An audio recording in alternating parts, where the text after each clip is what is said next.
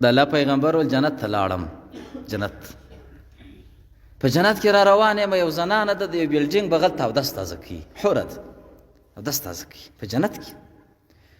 دا زنانې ته چې ودرېدم، دا زنانې بغل ته د دې حورې بغل ته یو داسې ښایسته بلډینګ دی، د الله پیغمبر وایي سترګې مې پر برېښي، داسې ښایسته بلډینګ دی. داسې خوند یې راکړي، پر دې دروازه باندې لیکلي چې د دې بلډینګ چې هذا قصر شباب قریشي عربي هشمي، داسې تورې لیکلي چې دا یو بلډینګ دی، دا د یو عربي دی، دا د یو قریشي دی، په قریشو کې د یو ځوان دی. د الله پیغمبر یې د جبرائیل پوښتنه کوم، ما دا ښایسته بلډینګ د چا دی، دا څنګه ښایسته ځای دی؟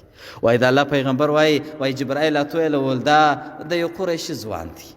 د الله پیغمبر وایي زما سل په سل کې دا یقین سو چې دا بلډینګ زما دی، سل مې په سل کې دا یقین سو چې دا بلډینګ ما دی. په قریشو کې خو ځوان زه یم، په عربو کې په هاشمو کې ځوان زه یم، دا به زما یي.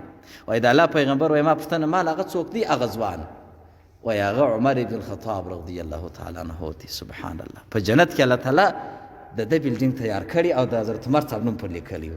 د الله پیغمبر وایي عمره اراده مې وکړه چې ورننوځم، بیرته مې اراده وکړه ستا غیرت مې را په یاد سو. ما ورته ویل عمر صاحب خو داسې غیرتمند سړی دی چې دی نه یې زه په کور کې ګرځم، ستا غیرت مې را په یاد سو. دی وایي او هغه یا رسول الله، ایا زه به پر تا باندې غیرت کوم؟ زما کور ته به ورغلی وای، ما ته به څومرې خوند را کړی وای. د الله پیغمبر وایي نه عمره، ستا کور ته نه ورځم. عجیب صحابي و.